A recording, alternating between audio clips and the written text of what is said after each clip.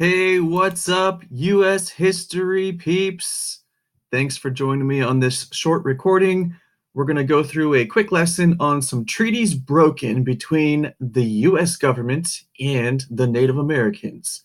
So follow along, and there might be a few questions for you to answer along the way. But our target here, as you see, is we're going to try to analyze the extent to which Western expansion affected the lives of Native Americans during this period from 1860 to 1890.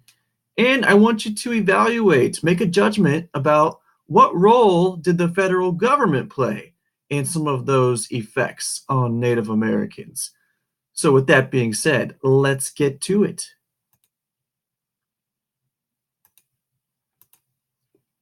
I want to welcome you guys to the Lakota Territory. It's a beautiful land, as you'll see, located in North and South Dakota. And this is the area that we'll be focusing on today. Now, in 1851, the US government formed a treaty with the Sioux and the Lakotas. It's called the Treaty of Fort Laramie. Here you can see a map kind of showing you the area where this treaty was carved out. So they tried to define some boundaries to their land. And so you'll see right here, it cuts through part of Nebraska, South Dakota, North Dakota, a little bit of Montana, and some of Wyoming. Now, the tribes that signed the treaty in 1851, they agreed to the following. They agreed to allow travelers, railroad surveyors, and construction workers to enter tribal lands safely. So they agreed not to attack these people. They also agreed to allow the government to establish some posts and some roads throughout this area. They agreed to select some head chiefs to deal with the US government agents, and they agreed to cease fighting with some of the other tribes. The United States government agreed to protect Indians from US citizens. That had become an issue. Fighting had broken out, so they agreed to protect them from US citizens.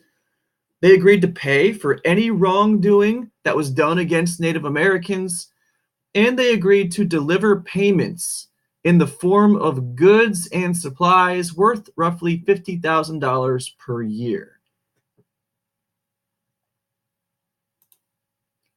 There was one problem, though. The terms of the treaty were broken by pretty much all parties involved. The terms were broken by US citizens, by the government, and by some of the tribes themselves. You keep using the word treaty. I do not think it means what you think it means. Well, one of the issues was that many Americans were cutting through this territory. They were cutting through the territory that had been set apart for the Native Americans, this Lakota territory. And they were using this trail called the Bozeman Trail. And why did they want to use this trail? Because it was a shortcut to some gold fields up in Montana. But the US government sent troops to protect settlers that were illegally traveling on this trail.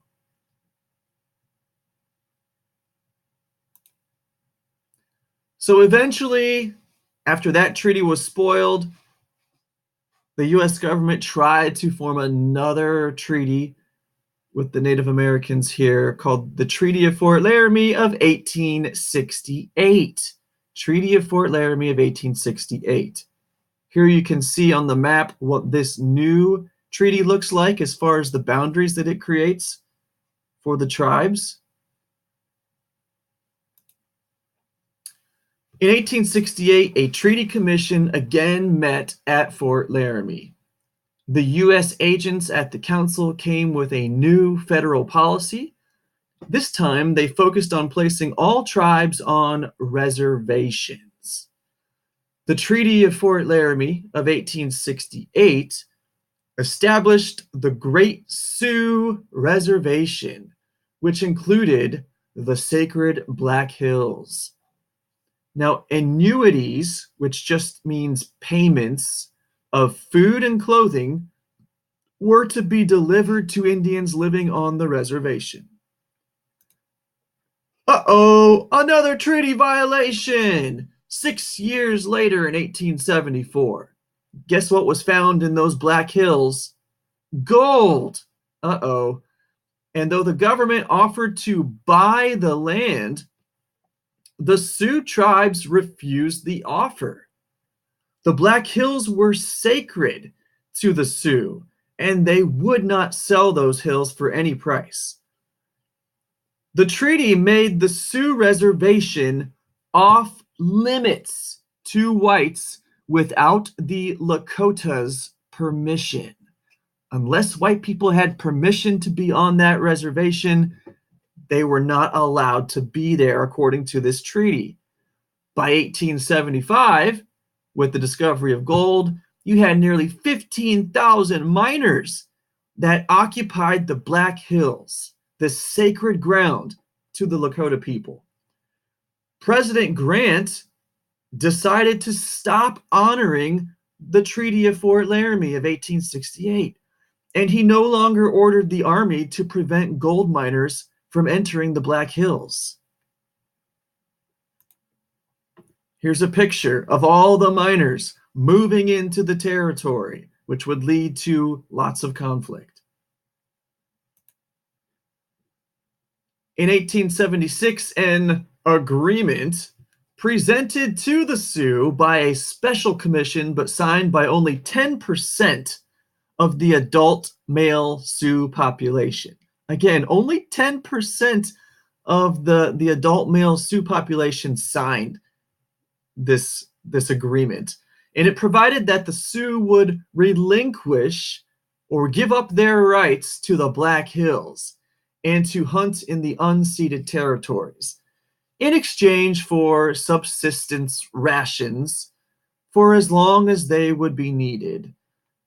Now, the Fort Laramie Treaty called for at least 3/4 of the tribe to sign away any land.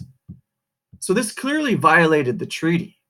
They only asked 10% of the Sioux men to sign this. You needed at least 3/4 of them to actually sign away land, according to the treaty.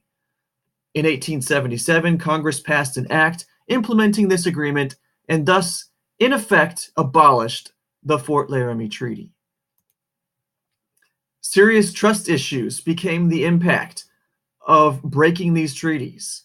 Serious trust issues towards the U.S. government. In 1980, we're going to fast forward now. 1980, a big Supreme Court case known as the Sioux Nation versus the United States. The U.S. Supreme Court determined that when the Sioux were resettled onto reservations and 7 million acres of their land were opened up to prospectors and homesteaders, the terms of the Second Fort Laramie Treaty had been violated. The court stated that the Black Hills were illegally taken and that the initial offering price plus interest should be paid to the Sioux Nation.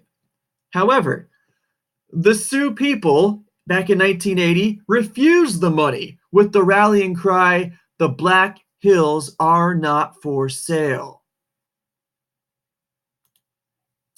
Now, let's look at the legacy of manifest destiny. We were talking about that last time in class. Manifest destiny, this belief that we had this right, this God-given right to expand across the nation and take control of it. What's the legacy on, let's say, the Pine Ridge Reservation in South Dakota? This is just one of many reservations. Let's look at one example. Look at the unemployment rate. Today, it's currently 89% of the people are unemployed. Houses are infested with black mold. The poverty rate, 54%. The U.S. average is only 15%. Tuberculosis, 800% higher than America as a whole. The infant mortality rate is 300% higher than America as a whole. The school dropout rate is over 70%.